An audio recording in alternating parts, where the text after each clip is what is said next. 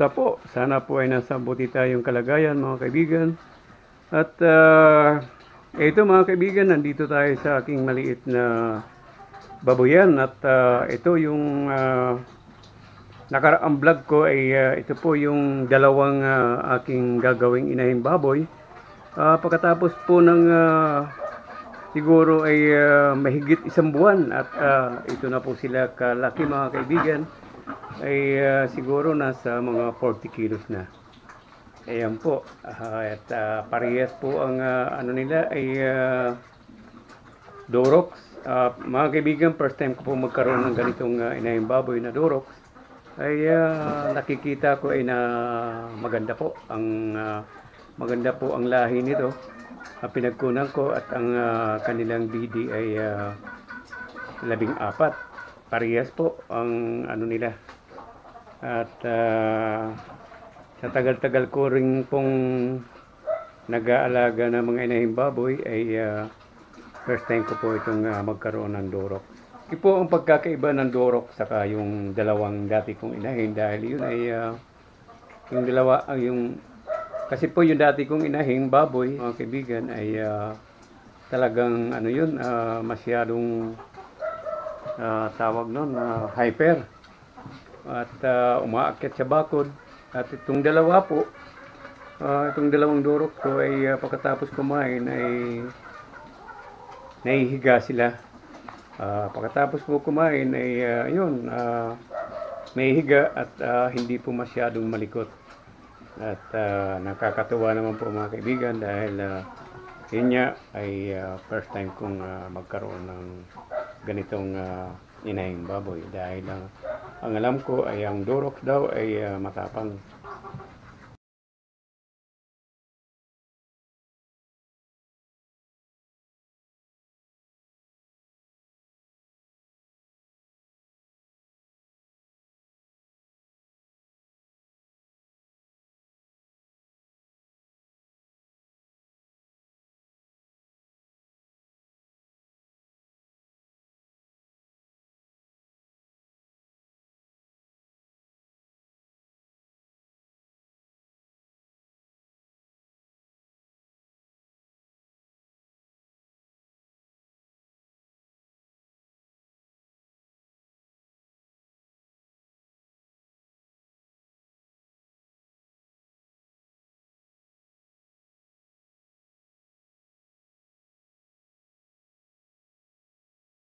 At yun, malinaw ang mga mata ay maganda pong gawin natin inahing baboy.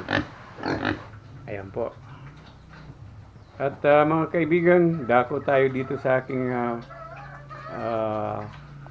alagang mga manok dahil nga marami akong na-upload dyan na hindi rin ako marami akong na-upload dyan na yun nga, nauubos din po ng sawa at saka yung tinatawag namin dito na miroba o garong. Mga kaibigan, katatapos ko lang gumawa ng ganito. Itong tawag nito. Itong kulungan ng mga manok, tawag dito sa amin ay tangkal. Ayan po, ay ang ginawa ko ay isang tandang saka dalawang inahin na manok. Ayan po at luna lang ang aking pinang bubong. Ayan po at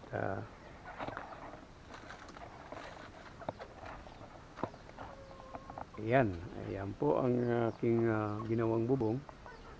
At saka dito, ito yung net dati ko at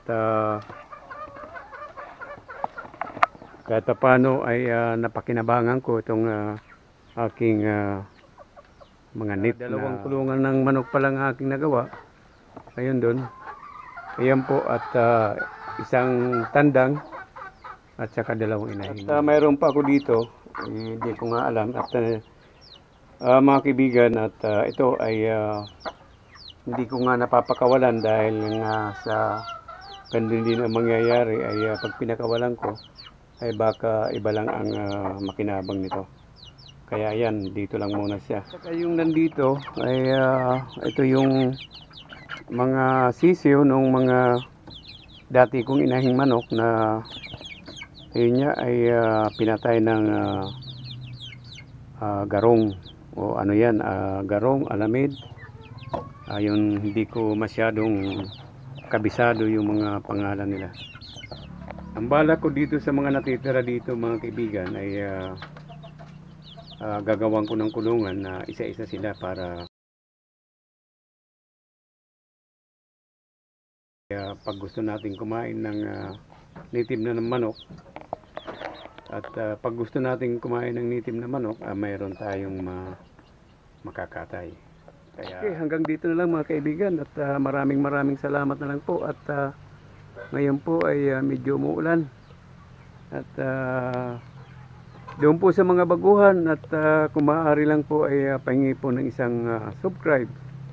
Iyan po ay malaking tulong na rin po para sa aking YouTube channel.